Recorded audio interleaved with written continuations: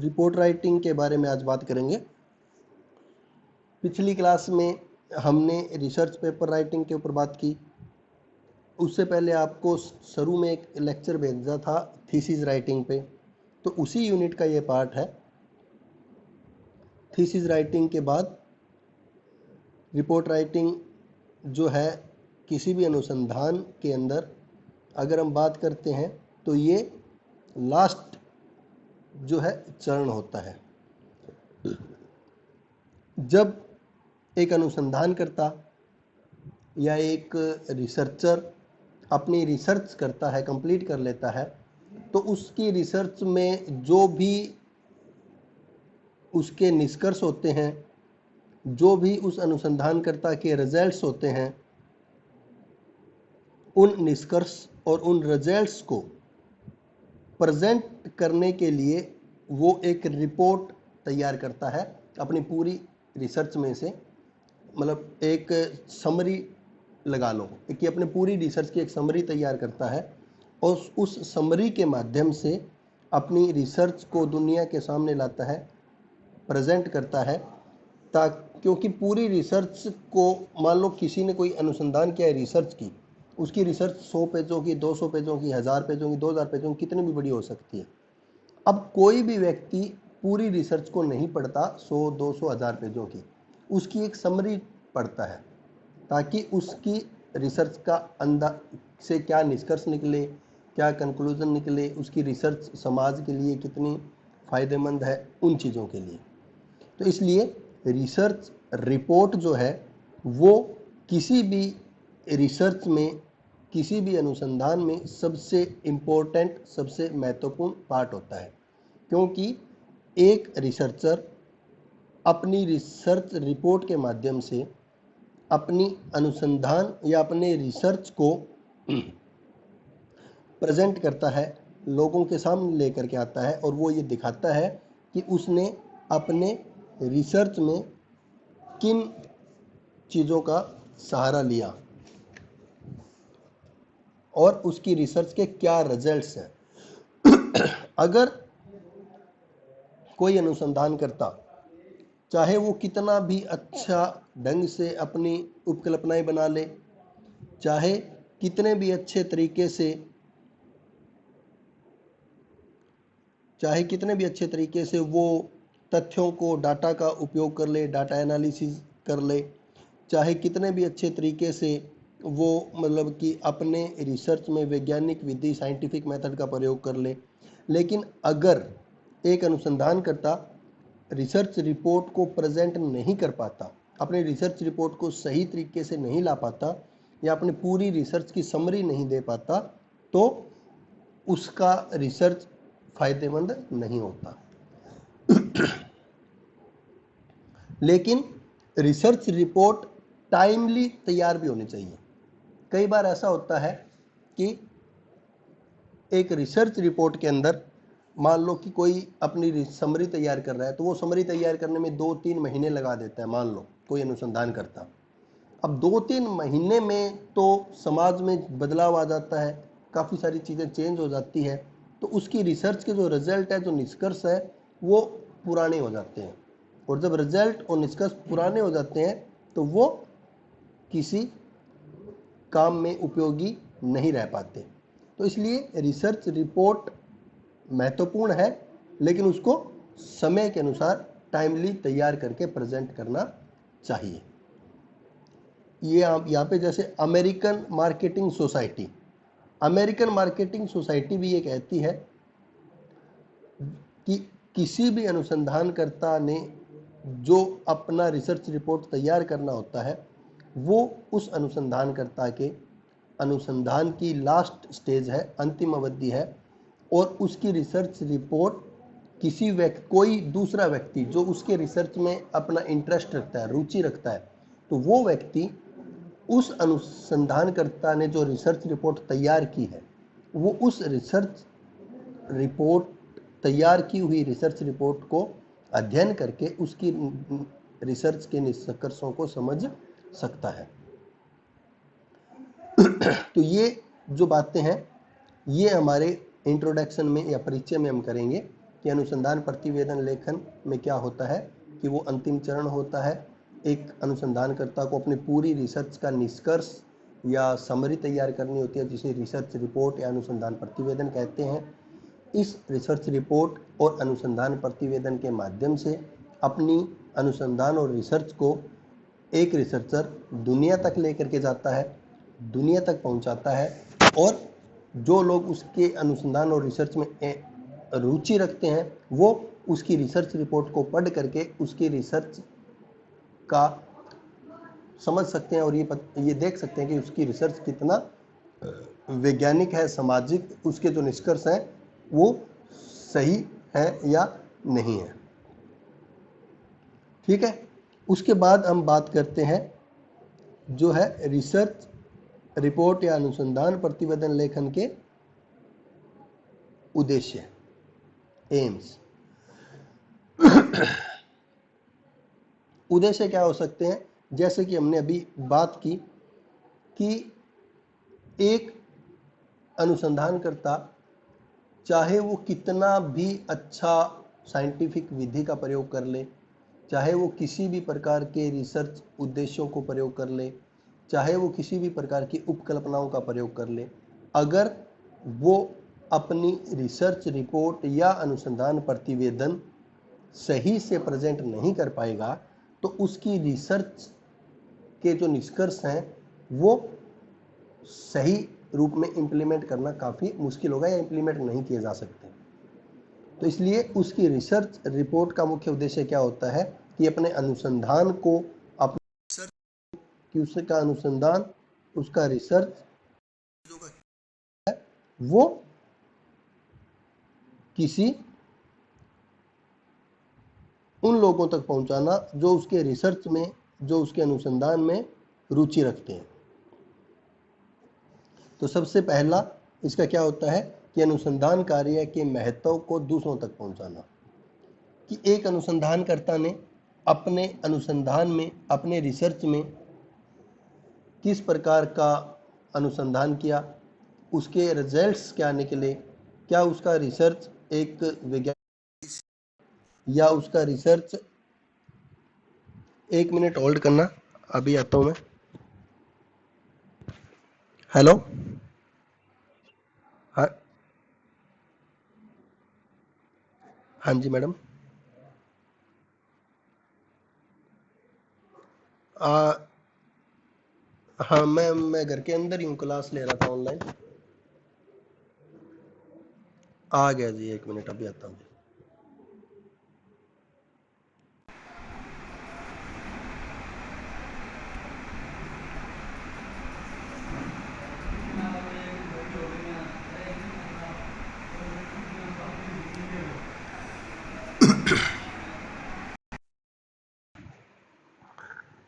Students, 2 minute रुकना, hold रखना, कोई बाहर डॉक्टर आया हुआ है, मेरे को मिल के आना है। मैं थोड़ा, क्या बोलते हैं, कोरोना पॉजिटिव आ गया था, अभी 2 मिनट में आता हूँ, ठीक है।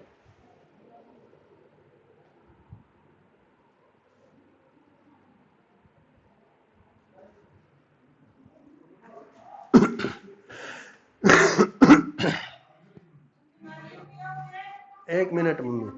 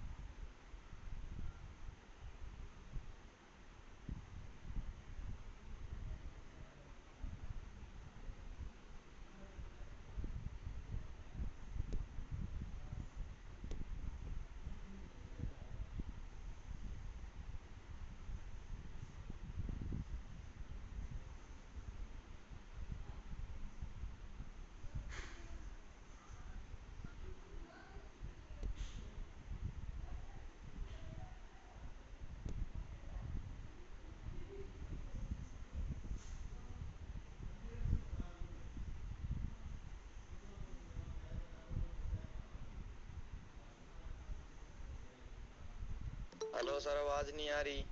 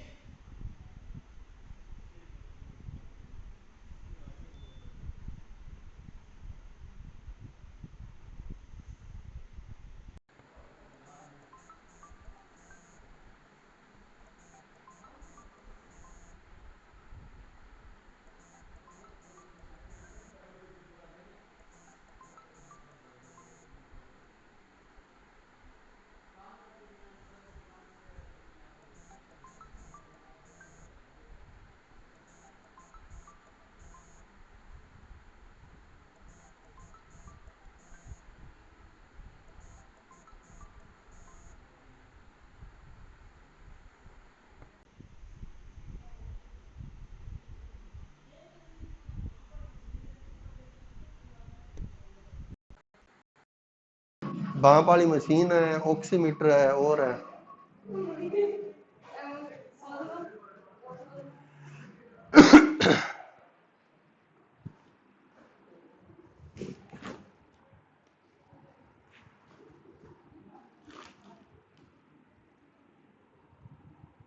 हेलो हेलो, आवाज आ रही है? हेलो, आवाज आ रही है? हेलो।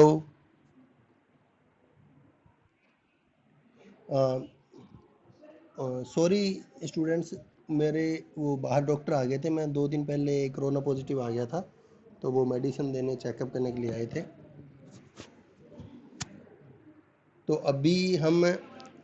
हमारे स्क्रीन शेयर करता हूँ आपको। हम बात कर रहे थे हमारे अनुसंधान के उद्देश्यों पे, कि रिसर्च रिपोर्ट जो है उसका महत्व या उसका उद्देश्य क्या होता है। तो सबसे पहले तो अनुसंधानकर्ता का प्रमुख उद्देश्य यही होता है कि वो अपने रिसर्च को दूसरे लोगों तक पहुंचा सके, ताकि उसने जो भी अनुसंधान किया है, जो भी रिसर्च किया है, उसका समाज को फ़ायदा, उसके वैज्ञानिक जगत में उसकी रिसर्च कहीं ना कहीं अपनी उपयोगिता सिद्ध कर सके। नंबर फर्स्ट ये होता है। नंबर दूसरा, ज्ञान की वृद्धि, कि एक अनुसंधानकर्ता ने जिस किसी भी एरियाज में रिसर्च किया है, जिस किसी भी क्षेत्र में उसने अनुसंधान किया है,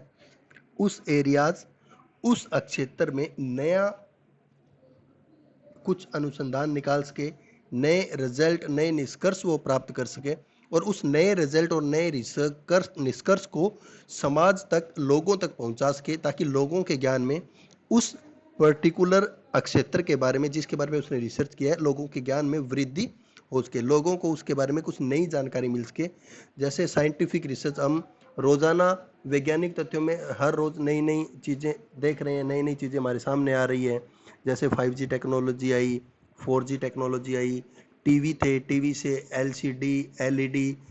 बल्ब होते थे, उनके बाद फिर ये LED आई, ट्यूब्स आई, मतलब हर रोज़ नई नई चीज़ें आ रही है। ये कहीं ना कहीं एक रिसर्च या बार बार प्रयोग का ही परिणाम है, और उसके बाद उसको लोगों तक पहुंचाना, यानी कि लोगों को किसी पर्टिकुलर क्षेत्र में नई जानकारी मिल सके, नया ज्ञान प्राप्त हो सके, इसके लिए भी एक अनुसंधानकर्ता अपनी रिसर्च को लोगों तक पहुंचाता है, रिसर्च रिपोर्ट के माध्यम से। तीसरा, उसकी वैधता की जांच, कि एक अनुसंधानकर्ता ने अपनी रिसर्च को लोगों तक पहुंचा दिया, वैज्ञानिकों तक पहुंचा दिया अपनी रिसर्च रिपोर्ट के माध्यम से, तो उसकी रिसर्च रिपोर्ट का जब वैज्ञानिक अध्ययन करेंगे या उसकी रिसर्च रिपोर्ट को जब अच्छे से रीड करके और उसके रिसर्च के बारे में देखेंगे, तो उससे मिलती जुलती किसी और रिसर्च के साथ उसकी कंपैरिजन होगी, और कंपैरिजन के बाद ये सिद्ध करने का प्रयास, मतलब ये सिद्ध होने की संभावना रहेगी कि उसकी रिसर्च कितनी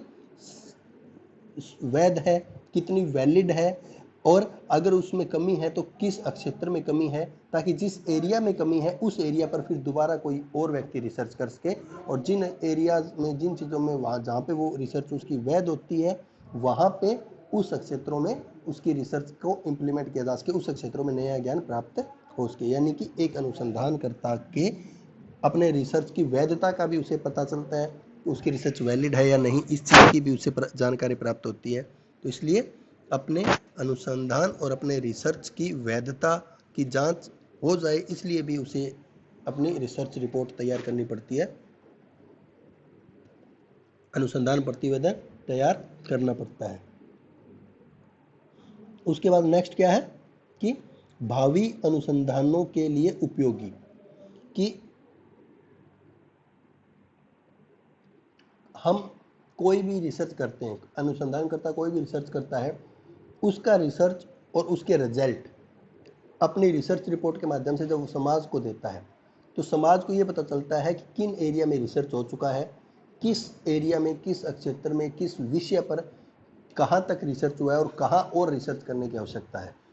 और उसकी रिसर्च का, उसकी अनुसंधान प्रतिवेदन का, एक अनुसंधानकर्ता के सहारा लेकर के एक नई रिसर्च के लिए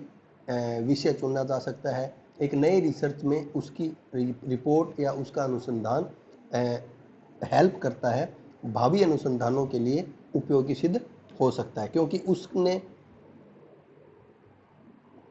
एक अनुसंधानकर्ता ने अपनी जो भी रिपोर्ट दी, उस रिपोर्ट का वैज्ञानिक अध्ययन करके उसमें कमियां होंगी तो उसकी आलोचना करेंगे, उस पर टिप्पणी करेंगे, तो जो आलोचनाएं हैं वो आलोचनाएं एक नई दिशा प्रदान करती है आगे वाले नए अनुसंधान और नए रिसर्च को। और उद्देश्यों में लास्ट बात आता है कि विषयों में अंतर्निहित वास्तविक स्थिति को समझना, कि एक अनुसंधान में, एक रिसर्च के अंदर एक अनुसंधानकर्ता अलग अलग विषयों, अलग अलग समस्याओं के ऊपर अध्ययन करता है, और जब उसकी रिसर्च कंप्लीट हो जाती है तो उसका जो निष्कर्ष होता है वो रिसर्च रिपोर्ट के रूप में सामने आता है। तो इस प्रकार से अलग अलग सब्जेक्ट्स में या अलग अलग एरियाज में जो अनुसंधान होता है, अलग अलग विषय में, उसका जो रिसर्च रिपोर्ट समाज में आती है, वैज्ञानिकों तक आती है, तो उन विभिन्न रिसर्च रिपोर्ट को समझ करके अलग अलग विषयों के अंदर वास्तविक रिलेशन क्या है, उनके बीच संबंध किस प्रकार से स्थापित होता है, वो चीज़ भी कहीं ना कहीं समझने में रिसर्च रिपोर्ट या प्रतिवेदन सहायता करता है। किसी भी अनुसंधान को वैज्ञानिक तरीके से प्रस्तुत करने में भी रिसर्च प्रतिवेदन या रिसर्च रिपोर्ट सहायता करता है, और व्यवस्थित विधि से प्रेजेंट करने में रिसर्च प्रतिवेदन और रिसर्च रिपोर्ट सहायता करता है। तो ये जो हमने 5 बातें की, इन 5 बातों के आधार पर हम ये कह सकते हैं कि एक अनुसंधानकर्ता अपने रिपोर्ट और अपने प्रतिवेदन के माध्यम से मुख्य रूप से अपने रिसर्च को समाज तक पहुंचाता है। उस रिसर्च का समाज को क्या बेनिफिट होता है, उसकी रिसर्च कितनी वैध है, कितनी वैलिड है, और भविष्य में अन्य जो रिसर्च होंगे उन रिसर्च में उसकी रिसर्च किस प्रकार उपयोगी है, उन सब चीज़ों को ध्यान में रखते हुए ही, या उन सब चीज़ों के लिए अनुसंधान प्रतिवेदन आवश्यक होता है, जरूरी होता है, और अनुसंधान प्रतिवेदन अनुसंधानकर्ता अपनी रिसर्च कंप्लीट होने के बाद एक समरी के रूप में उस रिसर्च की प्रतिवेदन तैयार करता है। तो ये हमने जो बात की, पहले अर्थ पे बात की, अर्थ के बाद में अनुसंधान प्रतिवेदन के उद्देश्यों पे बात की। उद्देश्यों के बाद में हम अब जो बात करेंगे वो करेंगे